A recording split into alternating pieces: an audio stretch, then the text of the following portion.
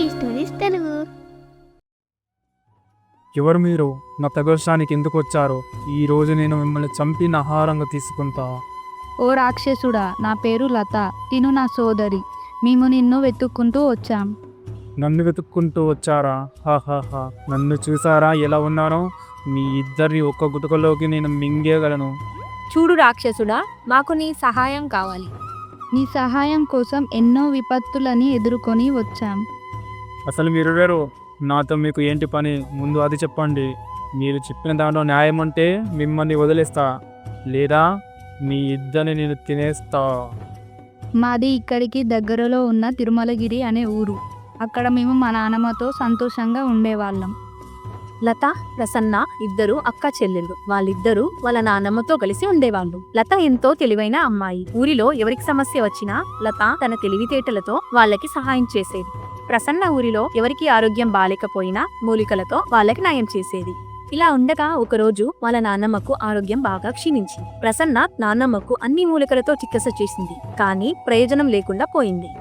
లత, నేను నాకు తెలిసిన అన్ని మూలికలతో నాన్నమ్మకి వైద్యం చేశాను, కానీ ఎలాంటి మార్పు లేదు. నాకేం చేయాలో అర్థం అవ్వడం లేదు లత.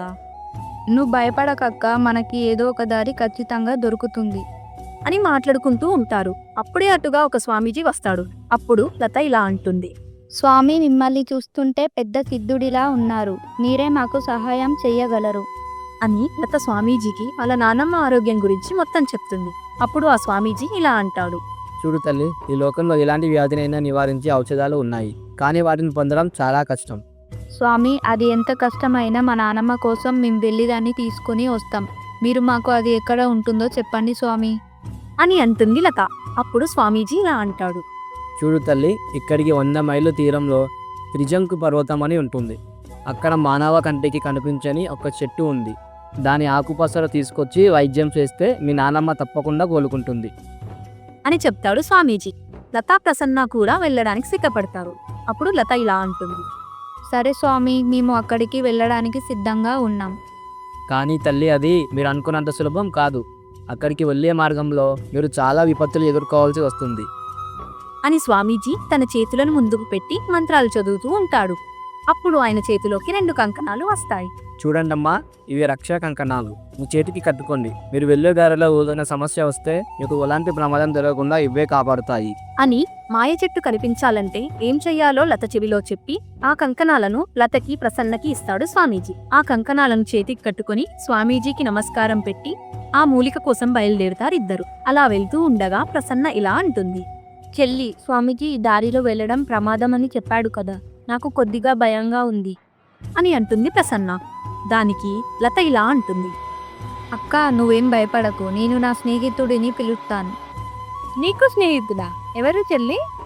మంచి దయ్యం. మంచి దయ్యమా? అది ఎవరు అని అడుగుతుంది ప్రసన్న. అప్పుడు లత తనకి మంచి దయ్యం చేసిన సహాయం గురించి చెప్తుంది.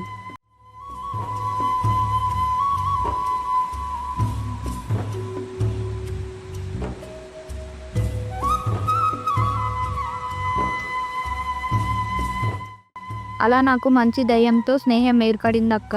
నేను పిలిస్తే మంచి దయ్యం తప్పకుండా వస్తుంది అని మంచి దయ్యాన్ని పిలుస్తుంది లత. అప్పుడు మంచి దయ్యం అక్కడికి వస్తుంది. అని అంటుంది మంచి దయ్యం. అప్పుడు లత జరిగింది మొత్తం చెప్తుంది.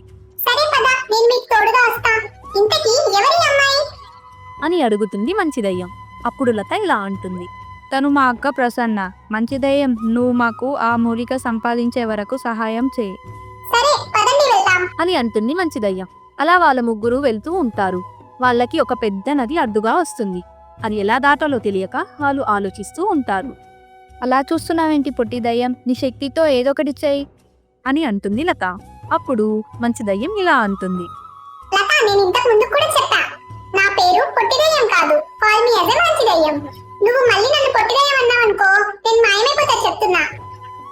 సరే మంచి దయ్యం, లత మళ్ళీ నేను అలా అనకుండా నేను చూసుకుంటాలే. సర్లే, మళ్ళీ అనను అని అంటుంది లత. అప్పుడు మంచి దయ్యం ఇలా అంటుంది, అని చెప్పి లతని, ప్రసన్నని 2 చేతులతో పట్టుకొని నది దాటుతూ ఉంటుంది మంచి దయ్యం.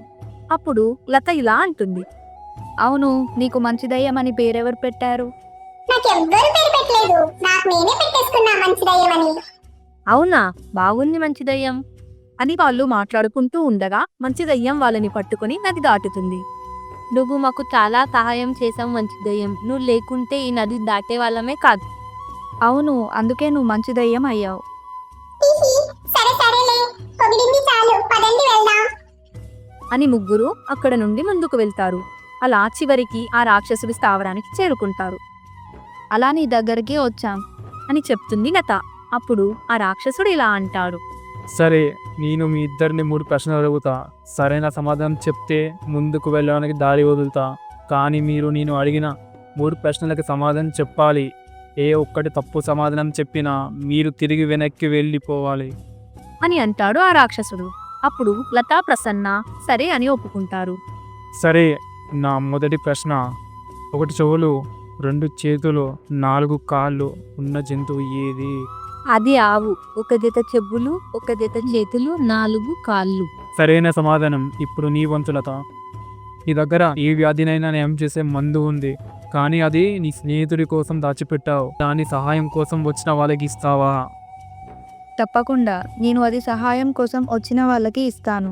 ఎందుకంటే నేను కావాలి అంటే నా స్నేహితుల కోసం ఆ మందుని తిరిగి తయారు చేసుకోగలను. సమయానికి మందు వేయకపోతే సహాయం కోసం వచ్చిన వాళ్ళు చనిపోయే అవకాశం ఉంది. అని చెప్తుంది లత. అప్పుడు ఆ రాక్షసుడు, నువ్వు చెప్పిన సమాధానం నాకు చాలా నచ్చింది లత. అది సరైన సమాధానం. ఇప్పుడు చివరి ప్రశ్న. దీనికి మీరు సమాధానం చెప్తే మీరు ముందుకు వెళ్ళొచ్చు. అని చెప్తుంది లత. ఆ సమాధానానికి సంతోషించిన రాక్షసుడు లతని 3వ ప్రశ్న అడుగుతాడు. ఒక మనిషి, ఒక నక్క, ఒక మేక, ఒక గడ్డి మూట, ఈ నలుగురిని నది దాటించాలి. ఒక్కసారికి మనిషితో పాటు ఒక్కదాన్ని తీసుకొని వెళ్ళగలడు. నక్క మేకని ఒంటరిగా వదిలేస్తే నక్క మేకను తినేస్తుంది. మేకని గడ్డిని వదిలేస్తే మేక గడ్డిని తినేస్తుంది. అయితే అందరూ సురక్షితంగా ఎలా దాటించాలి? అని అడుగుతాడు రాక్షసుడు. దానికి లత ప్రసన్న ఒకరినొకరు చూసుకుంటారు.